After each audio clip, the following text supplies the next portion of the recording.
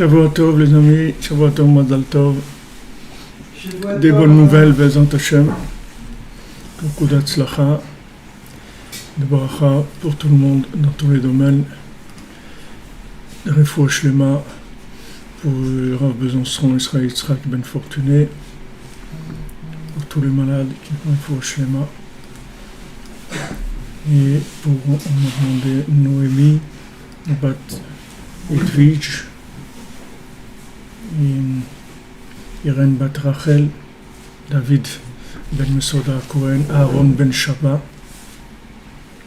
que Hashem lui donne la Simchat Chaim, Bezrat Hashem. Voilà, merci de votre présence, vous êtes là avec nous, on y va, Bezrat Hashem. N'oubliez pas que chaque étude de Rabbi Nachman, ça amène des grandes délivrances pour toute l'humanité, c'est pas rien que pour nous. On ne se rend pas compte. Des fois, il vaut mieux qu'on ne se rende pas compte parce que c'est tellement grand qu'on serait devenu encore plus fou que ce qu'on est déjà. Donc, Bezrat Hashem, que de bonnes choses. Et on est dans le Biur Alikoutim sur la Torah 52, le passage Zayin de Biur Alikoutim. Donc on va regarder Siman Nun Bet et Zayin.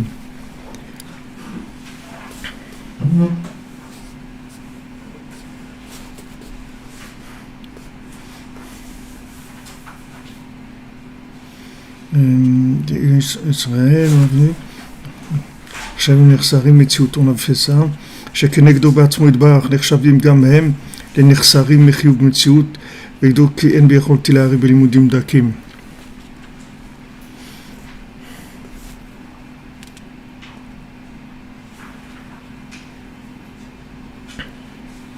Donc on est arrivé haute tête déjà, et on avait parlé de l'humilité.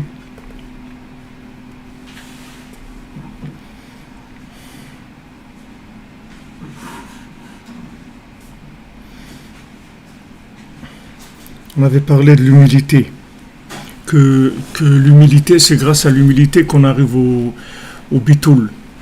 D'accord, c'est l'humilité qui va nous donner l'accès au bitoul à Hachem. C'est-à-dire, si quelqu'un n'a pas l'humilité, il ne peut pas arriver à se soumettre. Comment il va se soumettre? Une fois les mains pour Albertine Bat Marie-Claire et Johan Gad Emmanuel Ben Ruth.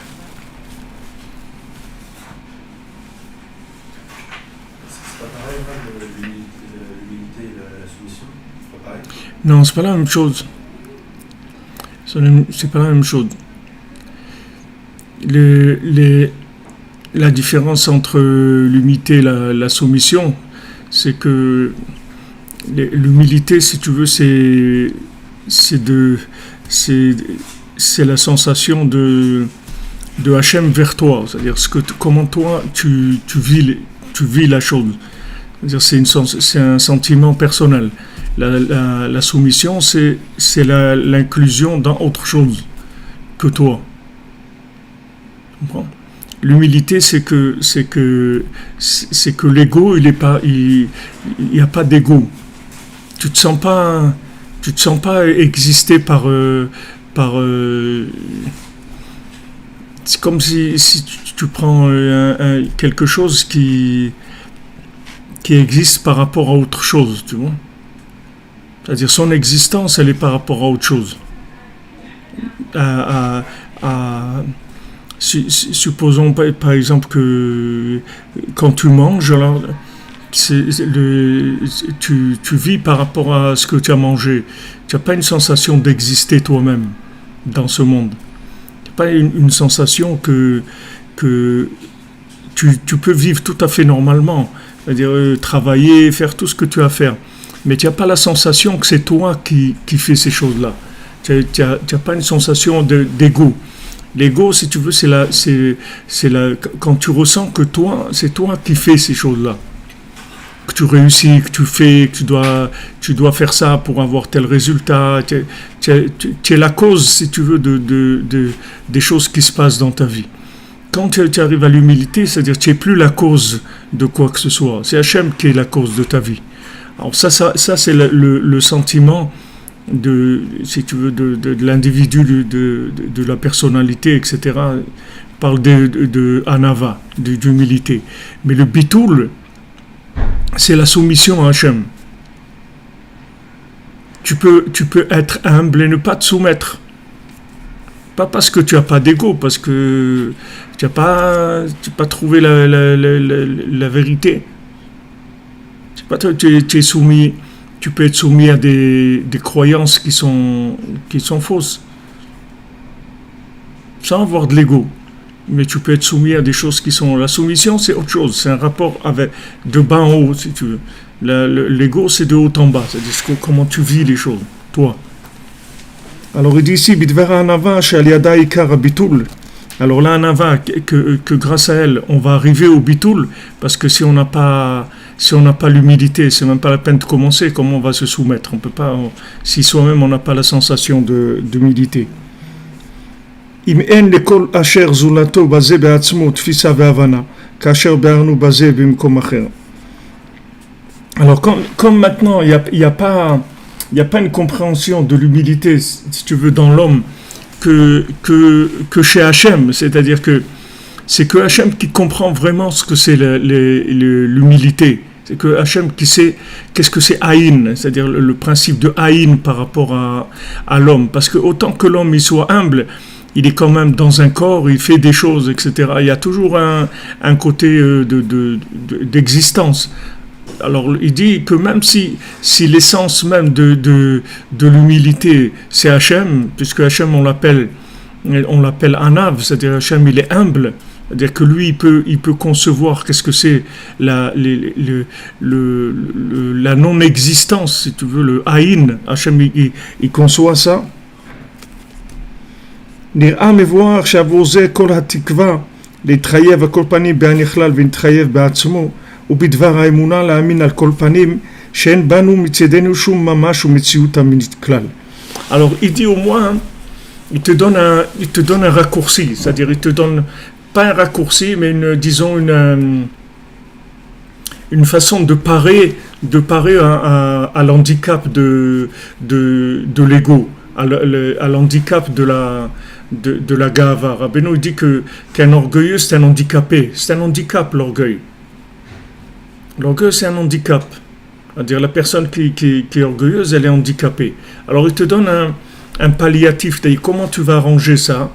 Il te dit au moins que tu es la émouna, au moins même si tu n'arrives pas à être comme ça, mais au moins que tu as la émouna, que toute ton existence et que tout ce que tu fais, tout ce que tu vis et tout ce qui se passe, c'est Hachem qui le fait. Que toi, tu n'as aucune force de par toi-même. Au moins, tu as la émouna dans ça, même si tu n'es pas arrivé encore à être cette chose-là. Mais au moins que tu as la émouna. Il dit בדבר האמונה להאמין על כל פנים שאין בנו מצידנו שום ממש ומציאות אמיתית כלל. C'est-à-dire qu'on n'a pas une véritable existence de par nous-mêmes. Puisque maintenant, si tu réfléchis, tu te dis, puisque notre vie, elle est passagère, c'est-à-dire on est là en quelque temps, on va partir. Et on nous a amenés dans ce monde, à quelqu'un il est né tel jour et à telle heure.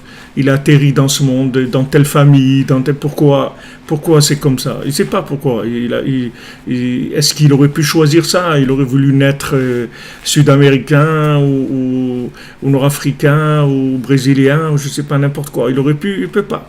Il ne sait pas pourquoi on l'a mis là-dedans. Pourquoi il est né comme ça? Pourquoi... Il y a beaucoup d'éléments qui sont le point de départ que tu ne maîtrises pas du tout. Donc tout ça, tu vois bien que tu ne peux pas intervenir là-dedans. Le moment où la personne elle va partir, elle ne peut pas intervenir non plus. Elle ne peut pas dire attendez, laissez-moi encore quelques jours, j'ai des choses à faire. Il y a pas elle ne peut pas. Il n'y a pas de. Donc tu essaies de penser à ça. Et quand tu penses à ça, tu as la émouna. Tu te dis de la même manière que ces choses-là, c'est pas moi qui décide. Donc en fait, tout le reste aussi, c'est pas moi qui décide. Ah, j'ai l'impression que imagine-toi un robot qui croit qu'il fait des choses. Pourquoi? Parce qu'il a levé son bras et qu'il a déplacé quelque chose. Alors il voit que son bras il se lève et il déplace quelque chose. Mais c'est pas que ça, c'est pas lui. S'il commence à se regarder en tant que robot, alors il va croire qu'il a de l'ego. Pourquoi il n'a pas de l'ego, le robot? Parce qu'il n'a pas de sechel, c'est tout. Parce qu'il n'a pas de cerveau qui lui permet de comprendre des choses. Donc, comme il ne comprend rien, alors il ne peut pas avoir cette erreur-là, de croire qu'il fait des choses. Mais s'il avait un cerveau à lui-même, alors lui aussi croirait qu'il fait des choses. Le problème, c'est que s'il décide à un moment de faire quelque chose, ça va marcher, on va le laisser faire ce qu'il a décidé. Alors ça va l'entretenir dans le fait qu'il croit qu'il fait des choses. Mais en fait, tu fais rien du tout. Il te dit ici, il dit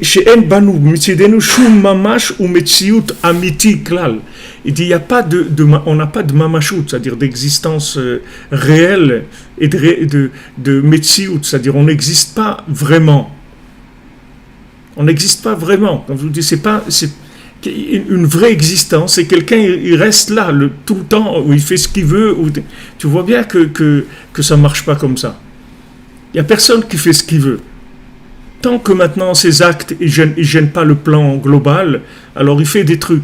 Maintenant, quand à un moment, Hachem, il doit changer la donne, parce que la personne, elle fait quelque chose qui va déranger l'humanité, le plan d'Hachem, tu vois que Hachem, il le met dans un autre, il le fait fonctionner dans un autre système.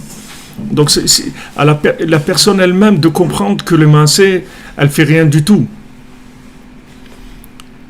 Si tu prends les grands axes de la vie, les grands axes de la vie, que maintenant, par exemple, tu t'es marié et tout, maintenant, au moment où tu veux te marier, tu rencontres quelqu'un. Il y a pas vraiment un choix, que ça marche ou que ça marche pas. tu crois qu'il y a un choix, mais il n'y a pas un choix. Parce que souvent, on croyait que ça allait marcher, ça ne marche pas. Ou on croyait que ça n'allait pas marcher, ça marche. Mais on n'est pas... tu vois que quand c'est des choses qui sont hyper importantes, où il y a beaucoup il y a beaucoup d'interventions divines, puisque Hachem il dit que Hachem il dit que Hachem mes avec zivugim, d'accord? Hachem il est mes avec zivugim. C'est-à-dire que tu dois savoir que le vrai chatran, celui qui fait des shidduchim, c'est Hachem. C'est Hachem qui met avec zivugim, qui dit bat ploni les ploni. La fille d'un tel pour le fils pour un tel. C'est-à-dire c'est Hachem qui fait ça. Donc pourquoi on dit pourquoi on dit ça les massés? Si vous vous posez une question, vous dites attends mais pourquoi on dit ça? Tout c'est Hachem qui fait. Pourquoi maintenant on fait ressortir des choses comme ça? Tout c'est Hachem qui fait. Maintenant j'étais au marché, j'ai acheté 5 carottes, d'accord? Maintenant ces 5 carottes là, pourquoi j'ai pris celle-là, j'ai pas pris celle qui est à côté? C'est Hachem qui fait ça. Pourquoi là on ne fait pas ressortir la chose? On ne dit pas, tu sais, quand tu vas au marché, chaque chose que tu choisis, en fait c'est pas toi qui choisis, c'est Hachem qui choisit. Pourquoi on ne te détaille pas? Pourquoi on te dit, au fait, quand tu vas dormir le soir, c'est Hachem qui décide quand tu vas t'endormir et quand tu vas rester réveillé. Rabbeinu dit que des fois, tu es en train de dormir ta nuit comme tu dors d'habitude, au milieu, d'un coup, tu te réveilles comme ça et tu n'as plus de sommeil. Rabbeinu dit, il ne faut pas retourner dormir, il faut faire une peau des doutes, faire quelque chose, ça veut dire que Menachamem, on te réveille, parce qu'on doit te donner quelque chose, il faut que... C'est-à-dire, pourquoi on ne dit pas, tu sais, quand tu t'endors, en fait, c'est Hachem qui t'endort. Tu sais que quand tu te réveilles, en fait, c'est Hachem qui te réveille. Tu sais que quand tu marches, en fait, c'est Hachem qui te fait aller par là et papa. Pourquoi on dit ça sur le zivug? Comme ça, on dit que Hachem, il est avec zivugim. On ne dit pas sur le reste des choses. Alors, avec ce qu'il dit ici, tu peux très bien comprendre ça. C'est-à-dire que le nian du zivug, c'est quelque chose où il y a tellement peu d'intervention humaine que dans l'imaginaire. Le reste aussi, quand tu choisis une carotte, celle-là et pas l'autre, c'est la même chose que quand tu choisis ton conjoint. C'est la même chose. Mais comme là, le film, il peut te laisser croire que tu as fait quelque chose, alors on ne te dit pas, c'est Hachem qui t'a fait que tu choisis cette carotte.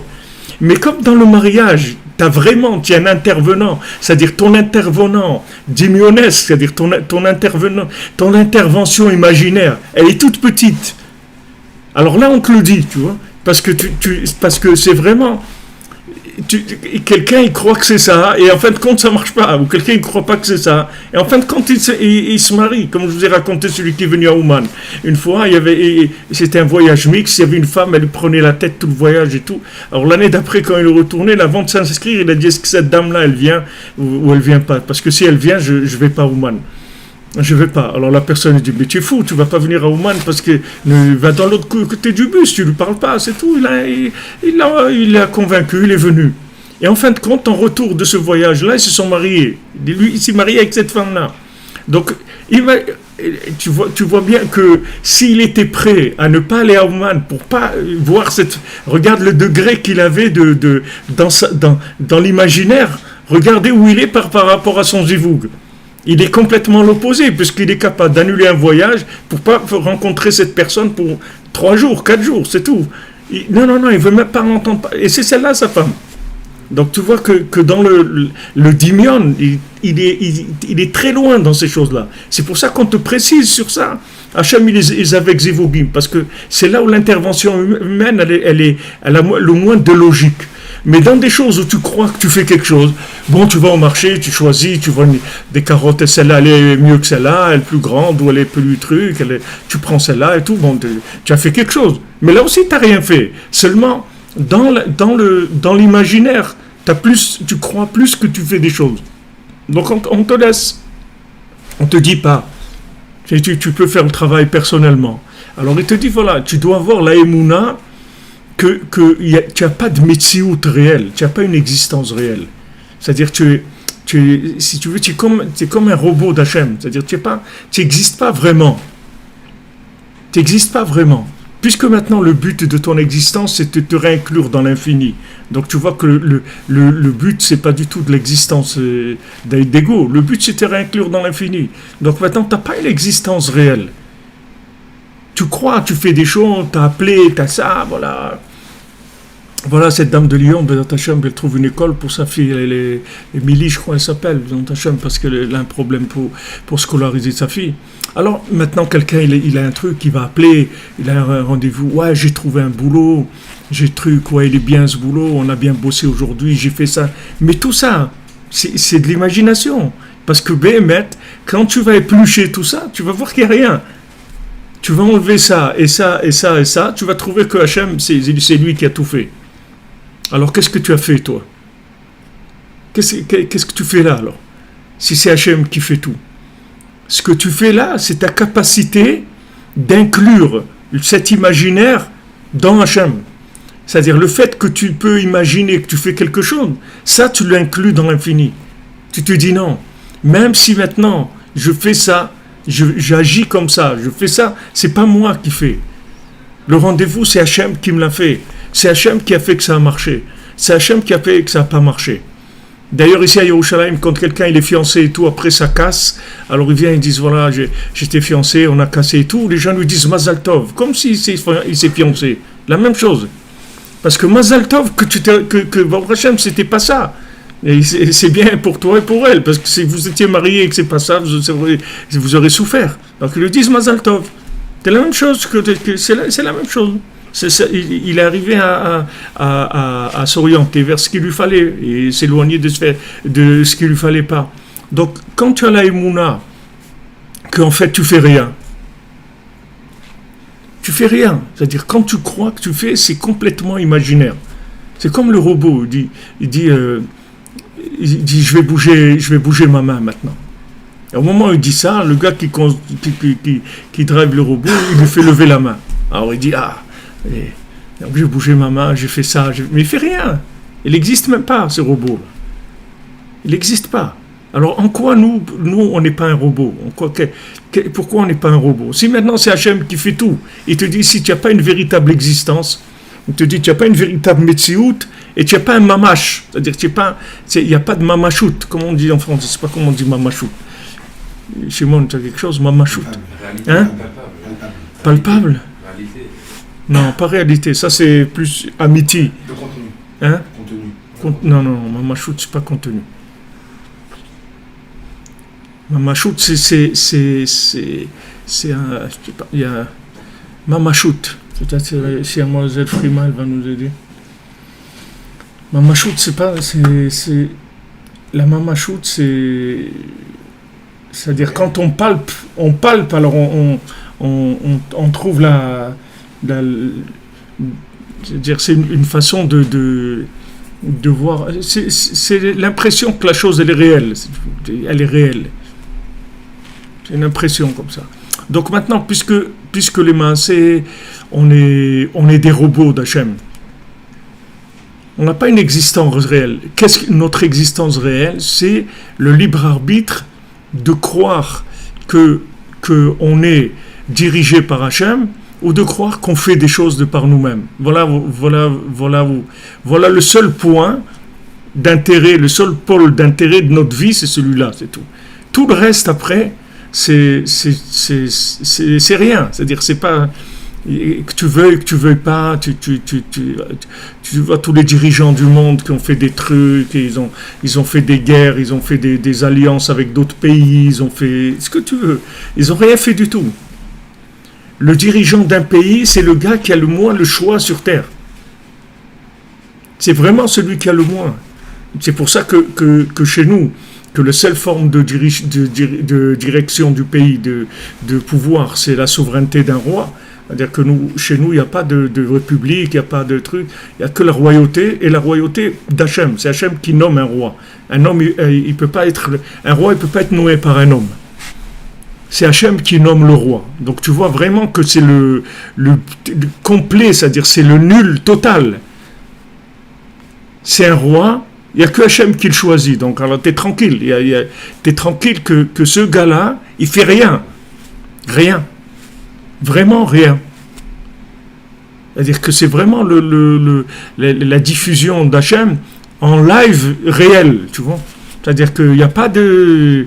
Tu es tranquille. C'est-à-dire que ce qui fait le roi, c'est Hachem qui veut. Maintenant, il y a des rois qui ont fait des bêtises et qui ont fait des bêtises et tout. Alors, c'est dans son choix, et à un moment, il s'est mis en opposition, c'est-à-dire qu'il a voulu avoir une existence d'égo. Mais un vrai roi, c'est David Ameller, c'est Mashiach. C'est-à-dire qu'il n'a aucune existence de par lui-même, n'a aucun libre arbitre de par lui-même, si ce n'est de s'inclure tout le temps dans Hachem, et de vérifier tout le temps que son niveau d'inclusion, il est propre, il est clair, il n'y a rien qui rentre dedans pour déranger. Donc David Ameller faisait très très attention à ça, c'est pour ça qu'il ne dormait pas aussi. Il ne dormait pas pour pas perdre, pour pas goûter à la mort. Il ne dormait pas plus que 18 minutes pour pas goûter à la mort. Pourquoi goûter à la mort? Qu'est-ce que c'est la mort? La mort, nous on croit que c'est la non-existence, c'est le contraire. C'est-à-dire la mort, c'est l'ego. C'est ça la mort. Parce que quand il n'y a pas d'ego, il n'y a pas de mort. Quand quelqu'un il n'a pas d'ego, il va pas mourir. Qu'est-ce qui meurt? C'est l'ego, c'est tout. Mais la personne elle-même, elle ne meurt pas. C'est le côté artiste de cinéma qui meurt. C'est l'acteur de cinéma qui va mourir. Mais la personne elle-même, elle ne meurt pas. Il n'y a pas de mort. Quand est-ce que la mort, c'est impressionnant, ça fait peur et tout? C'est quand il y a de l'ego. C'est l'ego. Alors, plus la personne elle est attachée à l'ego, plus elle va mourir. C'est-à-dire elle va vraiment ne pas exister, parce qu'elle a fait exister son ego. Donc c'est sûr que quand elle va partir sur inclure dans un gemme, c'est sûr qu'elle va laisser un vide. Elle va laisser un vide de la marque qu'elle a pris sur Terre par rapport à son existence. Donc si quelqu'un il a pris beaucoup de place, ça va être plus dur pour lui. La Gemara elle dit que un tzaddik, quand il part, c'est comme un cheveu qui est dans du lait. Tu enlèves un cheveu qui était dans du lait. Et un rachat, quand il part, c'est comme de la laine qui est prise dans des ronces, tu vois, pour la séparer. Il est complètement accroché à des trucs, parce qu'il y a de l'ego. Donc l'ego, c'est ça. Donc, quand David Ameller, il ne voulait pas goûter la mort. Pourquoi? Parce qu'il ne voulait pas goûter cette existence par le négatif, cette sensation du négatif qui vient du fait que tu crois que tu as un ego. Mais si tu te dis que tu n'as pas d'ego, tu n'existes pas dans la réalité de pouvoir faire des choses, tu n'as aucun pouvoir. Amalchut shel Chahi, le pouvoir il appartient à Hachem. Toi tu n'as pas de pouvoir. Maintenant le seul choix que tu as, c'est de croire que le pouvoir il vient de toi ou il vient d'Hachem. C'est tout. C'est ça ta place. À part ça, tu n'as pas d'existence. Aucune. C'est la seule chose que tu peux faire dans ce monde. Une fois que tu as compris ça, tu vas faire ce que tu as à faire. C'est tout. Tu n'as plus de... T'as pas, si tu dois faire quelque chose, tu vas le faire, c'est tout. Parce que tu n'as pas le truc, mais je ne sais pas si ça va marcher, je ne sais pas si, je ne sais pas si là, je ne sais pas. Il n'y a plus ça. Tu sais que c'est ça que tu dois faire, tu le fais, c'est tout. Tu n'as pas de souci. Cette chose-là, elle est claire, c'est la volonté d'Hachem. Alors tu le fais, c'est tout. Quelqu'un il veut monter en Eretz, c'est la volonté d'Hachem. Ok, il le fait. Pourquoi il ne le fait pas? Parce qu'il n'a pas la Emouna, c'est tout. C'est pour ça qu'il ne le fait pas. Et tant qu'il n'a pas la Emouna, il ne faut pas qu'il le fasse. Il faut qu'il reste tranquille, parce qu'il ne pourra pas avancer en Eretz. En Eretz, c'est Shron Eretz ou Emouna, c'est-à-dire que c'est une terre de Emouna. D'ailleurs, Bezrat Hashem, Bli Neder, si j'oublie, vous me le rappellerez, il y a un passage sur Zimrat Haaretz, c'est-à-dire sur Eretz Israël, sur la Torah Nunbet, du Rav de Tcherin. Le Rav de Tcherin, il a écrit un sefer où il interprète le Likutei Moharan d'après Eretz Israël. Il interprète d'après Shabbat, c'est Kara de Shabbata, c'est un livre. Il a écrit tous les enseignements du Likutei Moharan, il te les fait parler du Shabbat. Il te dit que ça parle de Shabbat. Il y a un Rav aussi qui a écrit sur Purim. Il y a un livre qu'il a sorti, il fait parler tout le Likutei Moharan sur Purim.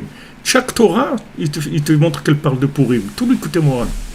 Alors lui, le Rav de Tcherin, il a écrit sur Shabbat et sur Eretz Israël. Alors dans Zimrat Haaretz, là-bas, dans la Torah, il y a la Torah 52. Et tu vois, c'est extraordinaire par rapport à ce qu'on est en train d'étudier. Il explique l'humilité, il explique le bitoul, toutes ces notions-là qui sont très simples en Eretz Israël. Pourquoi? Parce qu'il t'explique qu'Eretz Israël, elle a été créée avant le reste de la première chose qui a été créée sur terre, de la terre, c'est-à-dire quand maintenant il y a eu existence de la terre, la première chose qui a existé, c'est Eretz Israël. Puisque l'endroit de Even Shtia, il est ici à Yerushalayim, c'est-à-dire l'endroit de base de l'humanité, c'est à Yerushalayim. Donc dès qu'il y a eu création, en fait il y a création de Yerushalayim et Eretz Israël, et après ça, tout le reste de la terre. Donc automatiquement, c'est l'endroit où il y a le plus la mémoire de l'infini. C'est-à-dire que tu rentres dans un endroit d'éveil de la mémoire de l'infini qui est dans la réalité. C'est pour ça qu'ici, quand tu commences avec la logique, tu prends la tête, tu prends des poteaux toutes les 5 minutes, tu te fais des bosses. Surtout quand tu crois que tu es un boss, alors ici tu te fais des bosses toute la journée, parce que tu vas te cogner la tête toute la journée. Si tu crois que tu es un boss ici, non, il y a un boss. Ici, le boss, il est là, il est sur le terrain. Donc, n'essaye pas de jouer le boss parce que tu vas avoir beaucoup de boss. Tu comprends? Ça, c'est jusqu'à que tu comprennes que il y a quelque chose que tu n'as pas compris. Alors, une fois que tu as compris qu'ici, c'est pilotage, que le pilotage, il est beaucoup plus en direct que ailleurs, c'est pas en différé. Ailleurs, c'est en différé. Ici, c'est en direct. Donc tu comprends que ça fonctionne comme ça, tu vas agir différemment. Là, il y a beaucoup de choses qui développent là-bas, Bezrat Hashem, on fera, c'est très très intéressant, il y a beaucoup de trizouk et beaucoup de force. Alors quelqu'un maintenant, c'est quelqu'un qui sait, il sait qu'est-ce que c'est Eretz Israël un petit peu. Maintenant, s'il ne vient pas, parce qu'ils sont pas qu'il a la émouna de se lâcher, c'est ça qui est dur. Comme le mariage, c'est la même chose. Il y a des gens, ils ne se marient pas parce qu'ils n'arrivent pas à se lâcher. C'est la seule raison pour laquelle les gens ils se marient. Ils ne sont pas mariés, il n'y a pas d'autre raison. Il n'y a personne dans ce monde qui a jamais eu une possibilité de se marier dans sa vie. Et pourquoi il a dit non? Parce qu'il pense qu'il ne peut pas, ou que c'est pas ça. Il a un ego. Mais si maintenant il dit, si Hachem il me l'a envoyé, c'est que c'est bon, on y va, c'est ça, tout simplement. Il n'y a pas de problème. Tous les gens ils vont se marier. Pourquoi les gens ne se marient pas? Parce ils veulent choisir eux. Ils disent, attends, je ne parle pas quand c'est l'autre qui ne veut pas. Quand c'est l'autre qui ne veut pas, bah, au Hachem, c'est bien, il est tranquille, il n'a pas il a rien. Mais lui, quelqu'un qui dit non de par lui-même, il prend une grande responsabilité. Pourquoi tu dis non? Ouais, qu'est-ce que tu sais? Tu sais rien du tout. Tu sais rien. Tu as une personne devant toi, tu la connais, tu sais pas qui c'est. Ouais, mais j'ai parlé, j'ai vu, tu sais rien du tout. Tu sais rien. Tu sais rien. Si tu es comme ça, tu vas voir que tu vas vivre vraiment, parce que tu vas vivre avec Hachem. Hachem, il va te diriger. Hachem, il te donne que des choses bien. Ah, tu vas dire, ouais, mais si je me trompe, tu ne peux pas te tromper. Si tu pries, tu ne peux pas te tromper.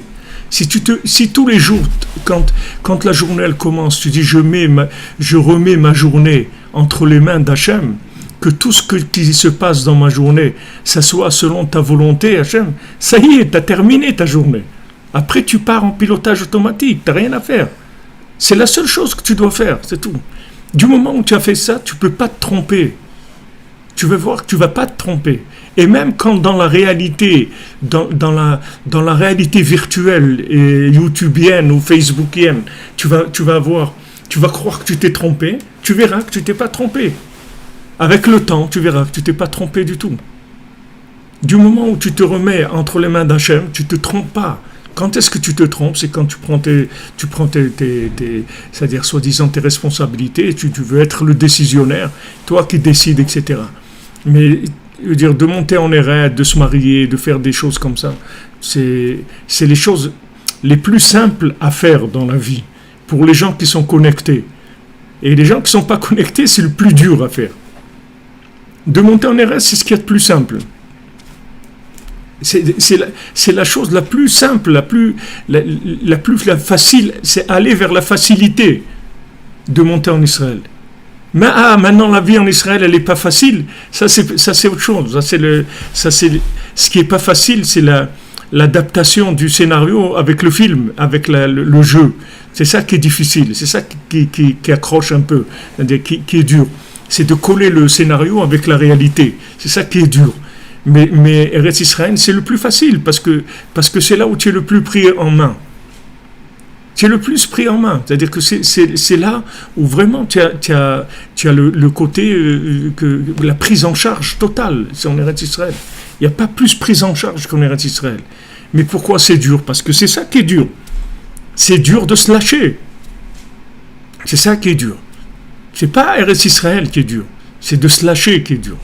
Alors maintenant, si tu n'arrives pas à te lâcher, alors toutes les choses où il y a une intervention divine qui est plus dans l'imaginaire, il y a plus d'intervention divine, alors ça va être plus difficile. Donc la Gemara te dit, voilà, c'est Eretz Israël, c'est Niknebi Surim. Tu vas, Eretz Israël, ça s'acquiert par la souffrance. Quelle souffrance?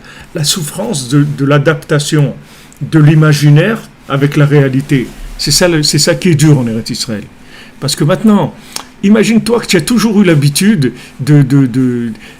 d'appuyer sur certains boutons. On t'a donné une machine ou une voiture et voilà, tu conduisais cette voiture. Maintenant, on te donne la même et tous les boutons, ils ont changé. C'est-à-dire que quand tu mets les essuie-glaces, c'est les phares qui s'allument. Quand tu mets un truc, les clignotants, ça klaxonne. Quand tu sais pas quoi faire. Bon, alors tu commences à noter. Tu notes et tout, tu notes. Bon, attends, le clignotant, c'est ok. Tu commences à apprendre. Une fois que tu as appris, ça change. Le clignotant, ça devient les essuie-glaces. Il dit, mais je veux devenir fou ici. Non, tu ne veux pas devenir fou. Assieds-toi, reste tranquille, c'est tout. C'est une voiture Google. Reste tranquille, c'est tout. Tous les boutons et tout, c'est juste des trucs de simulation. Mais ça n'existe pas, il n'y a pas. Tu conduis pas, tu fais rien. Même une moto, j'ai vu, ils ont sorti maintenant comme ça. Une moto Google. Elle roule toute seule, elle prend les virages. Il n'y a personne sur la moto. Elle roule toute seule, c'est tout. Alors maintenant, celui qui va s'asseoir sur cette moto, alors il va faire comme ça, ouais, super, le truc et tout. Mais il ne conduit pas, c'est pas lui qui conduit, c'est Google qui conduit sa moto. Donc dans ce monde-là, toutes les choses qui sont très importantes, c'est là où il y a l'intervention divine la plus grande. C'est là où c'est plus facile. Le plus facile pour celui qui a la Emouna, et c'est le plus dur pour celui qui a l'ego, pour celui qui n'a pas la Emouna. Donc c'est sûr que il faut pas faire le pas si la personne ne se sent pas capable. Si elle ne se sent pas capable de se lâcher, il faut pas qu'elle se lâche. Si le gars il va sauter en parachute, mais avant d'arriver, il va attraper une crise cardiaque parce qu'il a peur. Il vaut mieux qu'il saute pas, c'est tout. Pas qu'il fasse du parachute. Mieux qu'il fasse du vélo ou un truc qui touche plus le sol. Non, c'est vrai, c'est des choses difficiles. Mais sachez que c'est pas que les gens ils disent ouais aujourd'hui c'est dur de se marier, c'est dur de trucs. C'est pas dur, c'est dur de se lâcher, c'est tout. C'est ça qui est dur. Mais comment vous voulez que je me lâche, que truc, et si ça marche pas? Pourquoi quand tu crois que ça va marcher, tu crois que c'est ça qui va faire que ça va marcher? Quand d'après tes 5 sens, la personne elle correspond à ce que tu crois que ça va marcher, tu crois que c'est pour ça que ça va marcher? Pas du tout. Tout ce que tu as vérifié avec tes 5 sens, ça va mettre quelques semaines pour disparaître. Tout ça, toutes ces vérifications de tes 5 sens, elles vont disparaître. Et après, ça va commencer la réalité de la chose, de la connexion, etc. Donc, si tes 5 sens, ils ne sont pas d'accord, ou ils sont d'accord, ça ne change rien. Parce que c'est pas ça, l'individu que c'est en face de toi, tu ne peux pas le connaître tant que tu n'as pas vécu des choses avec lui, c'est impossible. Et lui-même, il ne peut pas te dire qui il est, parce qu'il n'a pas vécu ces choses-là. Donc, tu pars sur l'inconnu total. Et cet inconnu, ça fait peur, c'est tout. Donc les gens, ils ne s'engagent pas. Mais il ne faut pas qu'ils disent c'est dur de se marier, j'arrive pas à marier. Non, c'est pas... Mais dis clair, j'arrive pas à me lâcher. C'est ça qu'il faut que tu dises. Maintenant, commence à te lâcher, fais de beau des doutes, dis à Hachem, je suis prêt à me lâcher. Éprouve-moi, envoie-moi quelqu'un, je vais me lâcher. Tu vas voir que je vais me lâcher. Te promets que je vais me lâcher. Tu vas voir qu'il t'envoie tout de suite quelqu'un, il n'y a pas de problème. Pas quelqu'un, il t'envoie ton zivou. Mais comme ton zivou, toi tu cherches, je sais pas quoi, Indiana Jones, c'est ça, c'est un truc de... Alors tu vas pas le trouver, c'est normal. Il ressemble pas, donc tu vas même pas le reconnaître, et tu vas même pas le calculer, comme on dit, je calcule même pas. Parce qu'il n'y a pas il n'a rien à voir avec ta réalité. Donc plus les points, ils sont forts en intervention divine, dans l'imaginaire, plus c'est fort, et plus c'est facile pour nous. Mais pour l'ego, c'est difficile. Vous voyez comment le monde est là en l'envers. Là où Hachem, il va le plus t'aider, c'est là où c'est plus dur pour toi. Cacher Zivugo Kiriat Yamsouf. C'est dur le Zivou comme Kiriat Yamsouf. Comme l'ouverture de la mer Rouge. C'est dur la Parnassa comme l'ouverture de la mer Rouge.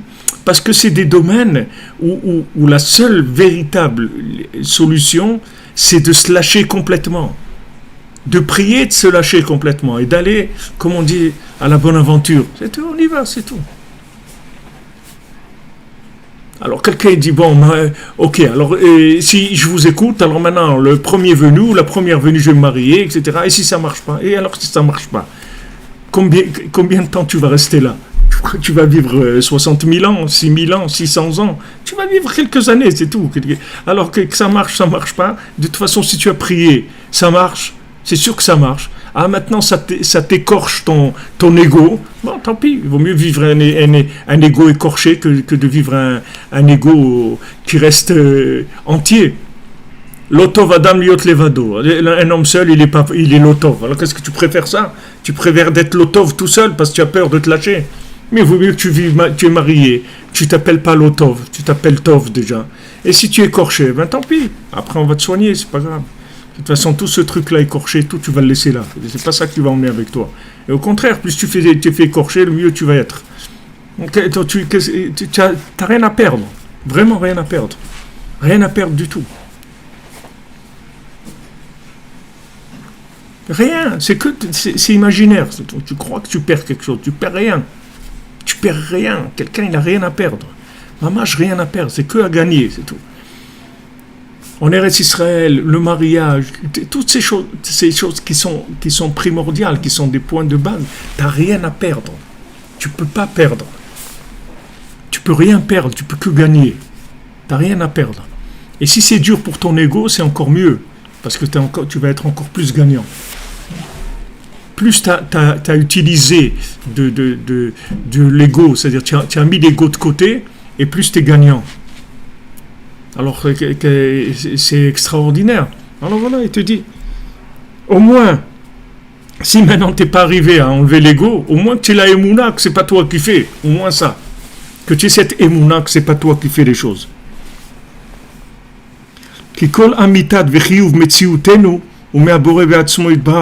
Parce que toute la vérité, c'est-à-dire toute la véritable existence qu'on a, c'est la partie d'Hachem qui est en nous. C'est ça qui est la véritable existence. Parce que qu'est-ce qui est éternel chez nous? C'est l'âme, c'est pas le corps. L'âme, c'est quoi? C'est une partie d'Hachem.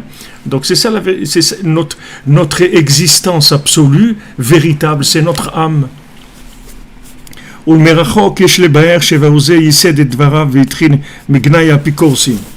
Ça, on l'a fait déjà la semaine dernière. Ce que je suis en train de vous faire maintenant, là, ce qu'on étudie, on a fait, mais c'est des choses, on peut l'étudier tous les jours, parce que c'est tellement profond que d'arriver à tirer une petite image un peu de ce à quoi ça ressemble. C'est très très profond les choses qu'il dit ici.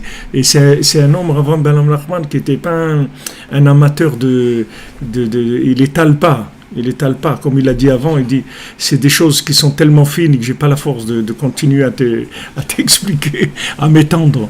C'est tellement fin que j'ai pas la force de m'étendre, il me l'a dit avant. Alors, de loin, tu vas comprendre que c'est pour ça que Rabbeinu, il a commencé sa Torah, cet enseignement, par le mépris des apicorsim, des gens qui sont des mécréants, qui croient pas en Hachem. Ahmed Damim Ben Afsham, les pratiout ou klalot briatam, qui s'imaginent dans leur création, c'est-à-dire leur existence en général et en particulier, c'est-à-dire l'existence du monde dans sa généralité et l'existence de chacun, les chiyuv hametziut mitzad atzmam, ils croient qu'ils ont une existence obligatoire d'après eux-mêmes, ki hi tachlit haefer mehabitul vachiyuv hamiti, parce que ça, c'est vraiment l'opposé total du bitul et de l'existence véritable. C'est l'opposé total, c'est-à-dire celui qui croit qu'il doit exister parce que le fait qu'il est là, alors ça lui donne un droit à l'existence Alors ça, c'est le contraire de l'existence elle-même. Parce que la véritable existence, elle vient que de la soumission. Et eux, ils veulent se déconnecter d'Hachem et dire que l'homme, il a une existence de par lui-même. Même s'ils disent que c'est Hachem qui a créé le monde et tout, mais maintenant que c'est créé, c'est quelque chose. Alors que tout le but, c'est que ce quelque chose-là, il disparaisse. Pas par la destruction, par l'inclusion dans l'infini. C'est ça le but. Donc ils sont dans l'opposé de l'idée véritable, du Emet. Ve'agvahatam hi ashpalatam ou kritatam legamra ledeze. Et maintenant, agvahatam, c'est-à-dire le fait qu'ils s'élèvent dans l'ego, c'est ça qui les fait tomber et leur destruction totale. Parce que qu'est-ce qui s'appelle détruire? Détruire, ça veut dire déconnecter d'Hachem. C'est ça, détruit. C'est ça qui s'appelle détruit. Et qu'est-ce qui s'appelle construit? C'est inclusion dans Hachem. Donc maintenant, l'apparence qu'il y a dans ce monde, elle n'a aucune importance. Si maintenant la personne, elle est inclue dans Hachem, alors elle existe vraiment. Et si la personne, elle n'est pas inclue dans Hachem, elle n'existe pas. Alors maintenant, tu vas croire qu'il a construit, il a fait des immeubles, il a fait des maisons, il a fait des voitures, il a fait des trucs, okay, il a fait tout ce qu'il a fait. Tout ça, ça n'existe pas. Et tu vas voir que ça va plus exister, ça va disparaître. Ça va mettre le temps que ça va mettre, mais ça va disparaître. Et même maintenant déjà, comme ça n'amène aucune vitalité divine. Il n'y a aucune vitalité là-dedans. Alors que maintenant, la personne qui s'investit dans le bitoul Hachem, la personne qui se lève la nuit, qui va faire Hitbo des doutes, qui parle avec Hachem, qui fait des psaumes, qui fait du l'écouter de Philot, qui étudie la Torah, qui rentre, qui essaye de s'inclure dans Hachem, elle existe. Maintenant, sa forme d'existence, tu ne la vois pas dans la matière, mais sa forme d'existence, elle est dans la connexion dans Hachem. Donc il te dit que leur non-existence, c'est-à-dire que le fait qu'ils s'élèvent dans l'ego, c'est ça qui les détruit. Plus ils montent dans l'ego, moins ils existent. C'est ça aussi le chiyuv karet qu'il y a dans la Torah. Quand quelqu'un il est chayav karet, c'est-à-dire qu'il est karet, ça veut dire qu'on le déconnecte de son âme. Qu'est-ce que c'est un chiyuv karet? Chiyuv karet, ça veut dire que le bonhomme il est séparé de son âme. Alors s'il est séparé de son âme, avec quoi il vit après? Après, il vit avec l'énergie fonctionnelle du corps. C'est-à-dire qu'il a l'âme animale, c'est-à-dire qui vient du fonctionnement des organes du corps, etc. Il vit qu'avec ça, mais il n'est pas connecté avec son âme.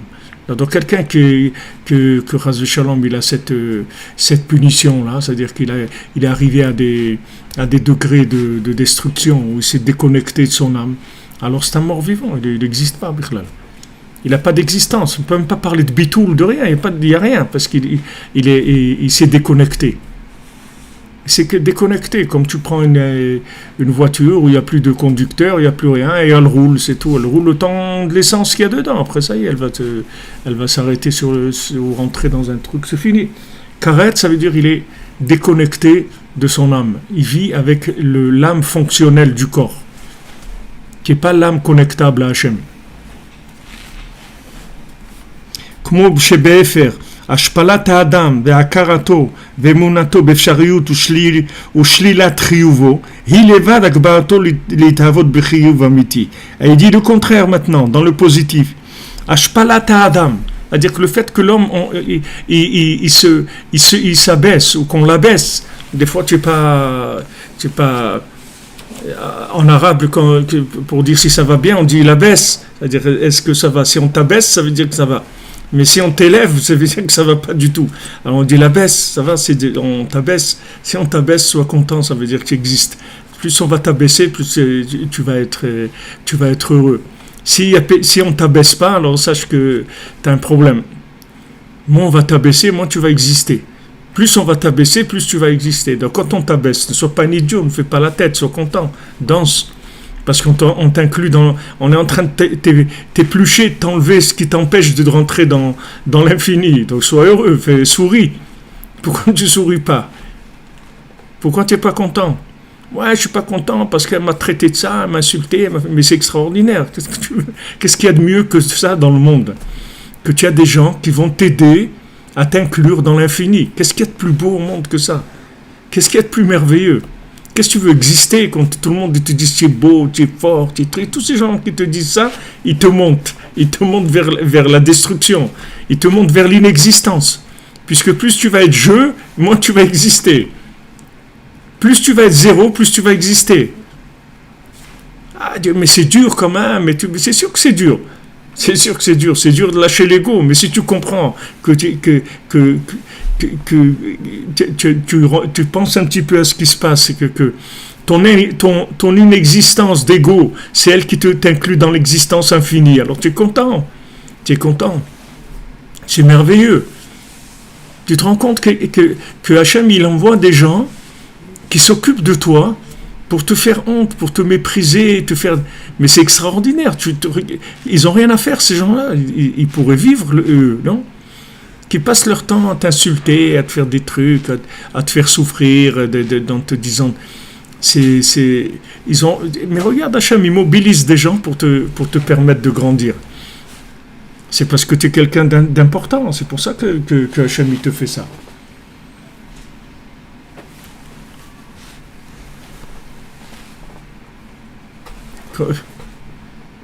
Quelqu'un dit si c'est pas la baisse, alors c'est bouillabaisse. Ça peut faire de la bouillabaisse. C'est-à-dire, l'individu sur Terre, une fois que tu as compris comment ça marche, ce monde, mais c'est extraordinaire. Quand le tzaddik, tu vois, il t'explique comment il fonctionne, ce monde. Si tu ne sais pas comment ça fonctionne, mais tu vas te planter complètement. Tu vas faire le contraire de ce qu'il faut faire. Alors il te dit, regarde, qui ashpalatam, qui ashpalata adam, que le fait qu'on ait mashpil la personne, qu'on l'a fait tomber, ve'karato ve'munato be'fshariuto shlijit riyuvo, et sa reconnaissance et la foi qu'il a dans le fait que son existence est absolument pas obligatoire. C'est-à-dire son existence, elle est complètement facultative, d'accord? Quand il sait que son existence est facultative et tout ce qui est avec lui, tout est facultatif, Hileva d'Akbahato, c'est ça seulement qui s'appelle l'élévation. C'est ça la seule élévation qu'il y a. C'est comme tu prends une balance. Tu veux faire monter ce qu'il y a de ce côté, il faut que de l'autre côté tu appuies. Plus tu appuies de l'autre côté, plus ce côté il veut monter. Tu vois. Maintenant, s'il dit non, ne mettez rien de l'autre côté, je veux pas. Elle dit ok, tu vas rester là, c'est tout. Tu peux, toi, de toi-même, tu n'as pas d'existence. Tu vas te faire monter ou descendre selon comment tu conçois la vie, c'est tout.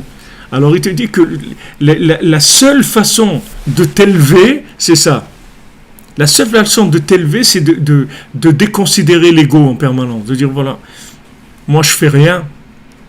C'est pas que tu vas pas faire. Tu vas faire beaucoup plus que tout le monde. Mais tu vas pas faire avec ton énergie à toi. Même si c'est la même énergie, mais elle va avoir une reconnaissance. C'est-à-dire que tu vas comment on dit, tu vas attribuer cette énergie à Hachem. Donc quand tu vas attribuer cette énergie à Hachem, ça va t'élever. Ça va t'élever vers l'infini. Et quand tu vas t'attribuer cette énergie à toi, ça va te faire tomber. Donc il dit que la vraie existence, c'est quand tu attribues cette énergie à Hachem. C'est-à-dire, tu te dis, voilà, ce qui m'arrive dans ma vie, c'est Hachem. Donc maintenant, quelqu'un qui sait que c'est Hachem qui drive sa vie, qui fait tout, il ne va pas rester sans prier, au moins un petit peu, quelques minutes tous les jours. Moi, qui commence sa journée avec quelques mots de prière, qui demande à Hachem, voilà, maintenant j'ai une journée, cette journée elle est pour toi Hachem, elle est pour toi, pour révéler ton nom dans le monde. Et voilà, aide-moi que toutes mes pensées, mes paroles, mes actes, tout ça soit en l'honneur de ton nom, c'est tout. Même si lui c'est un super orgueilleux et truc, c'est pas grave. C'est pas grave ça. Ça aussi Hachem il le traite.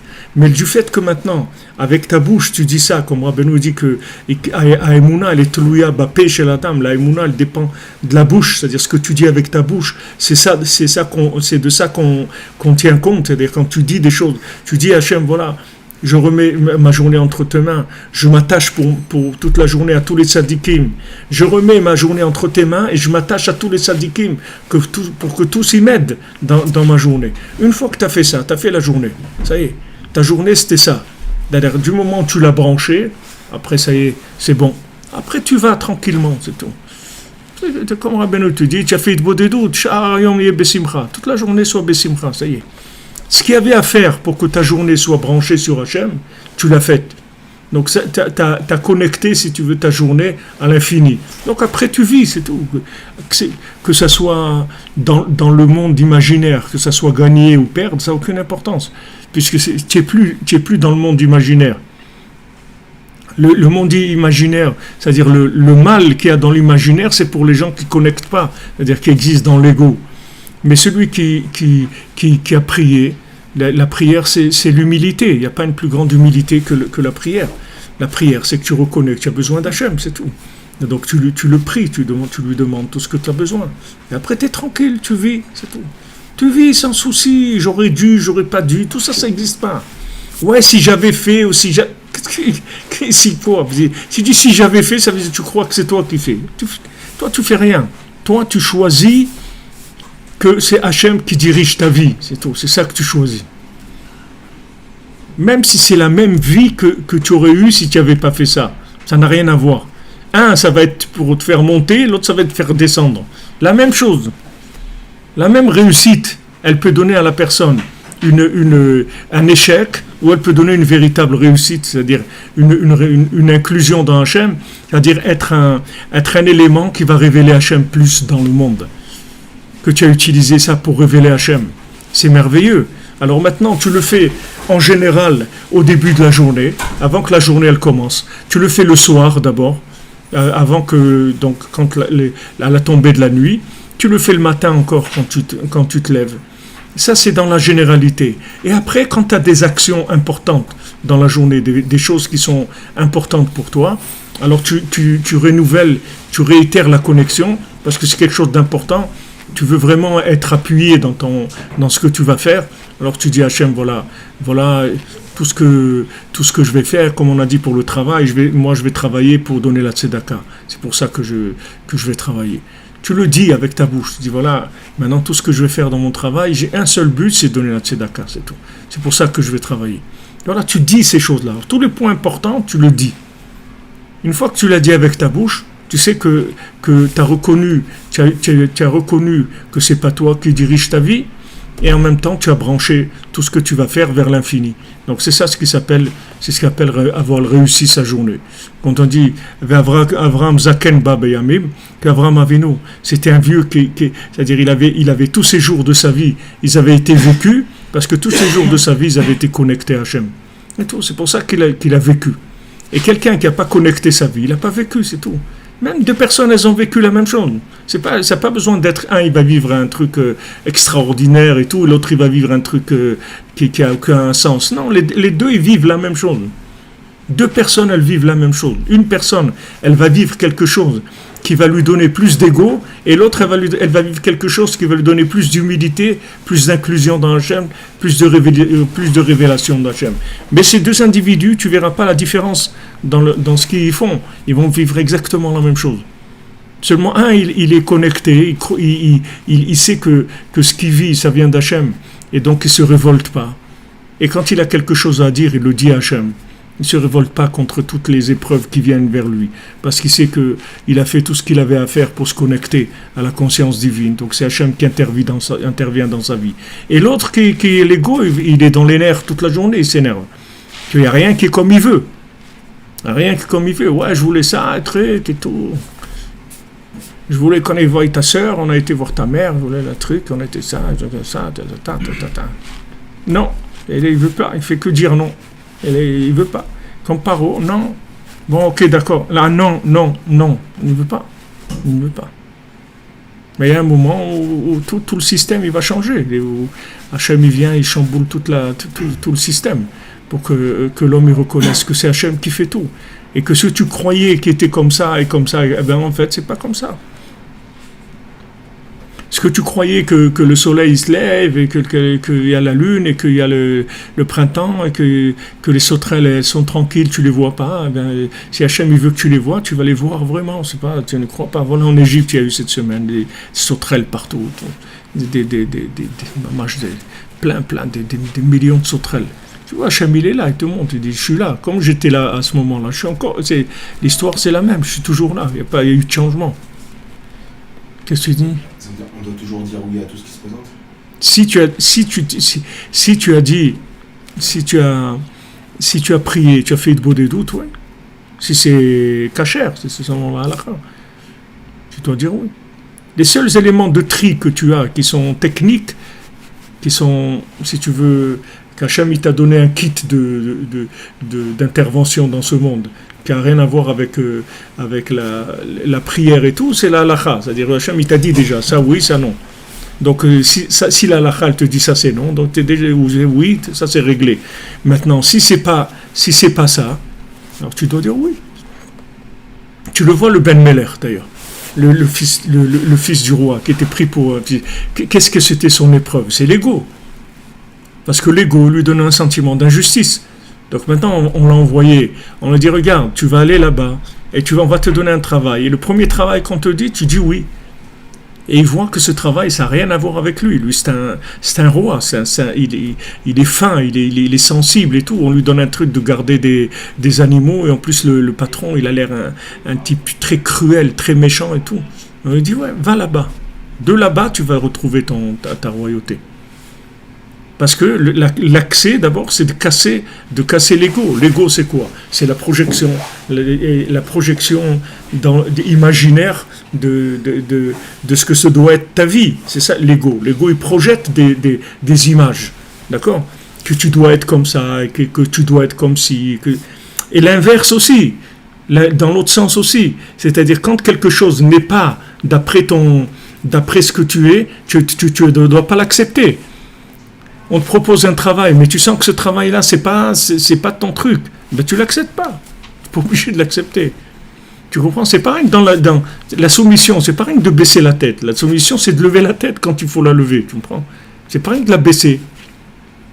Quand ils ont dit dans la Gemara, ils disent dans la Gemara, l'humilité, elle a disparu de ce monde. Alors il y a un Tana, il lève la main, il dit non, moi je suis encore là. L'humilité, elle est encore là. Elle a pas.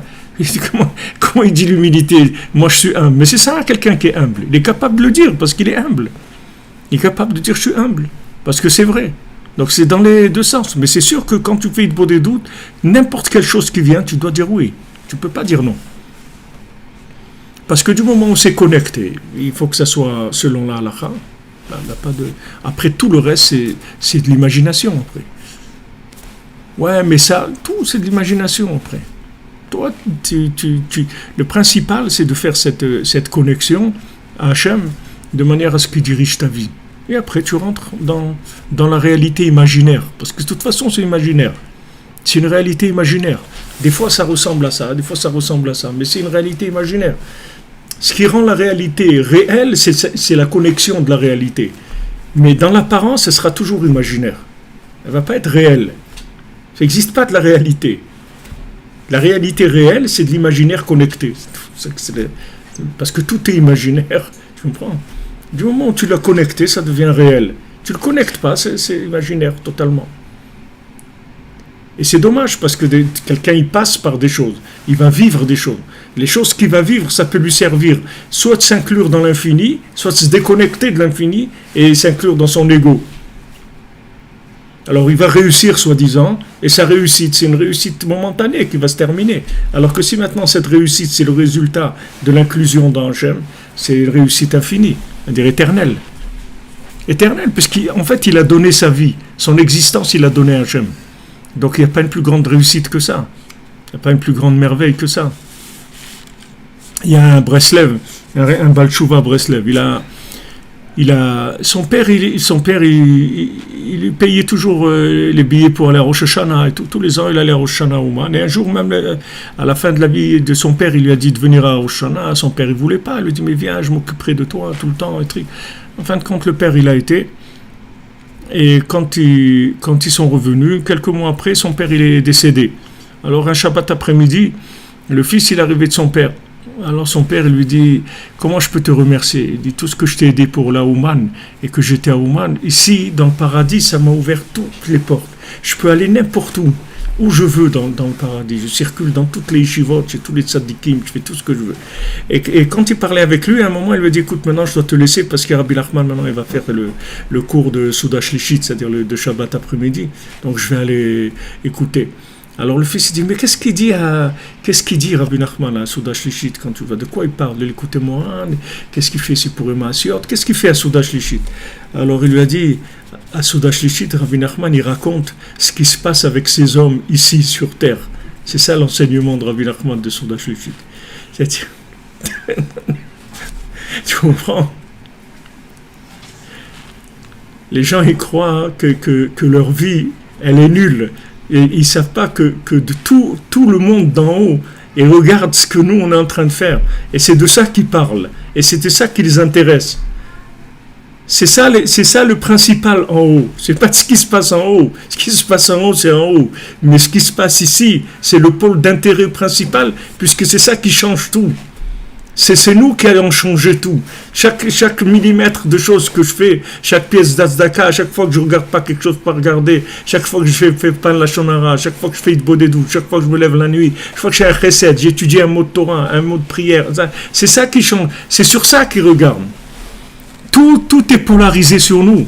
Nous, on croit que c'est le contraire. Nous, on croit qu'on est nul et il y a le monde en haut, c'est le paradis, tout. Mais de quoi il est le paradis? Le paradis dépend des gens qui sont ici. C'est de ça qui dépend le paradis.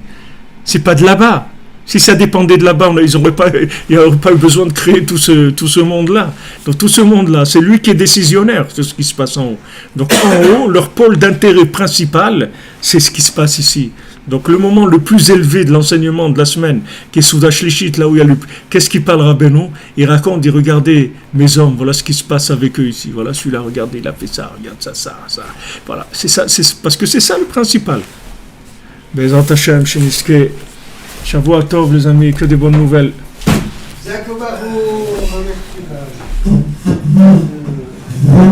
Merci de votre présence les amis, je vois qu'on monte en présence. On monte en qualité, en quantité. Merci d'être là, merci de votre soutien, de votre présence, de votre participation, de toutes les questions que vous posez, tous vos...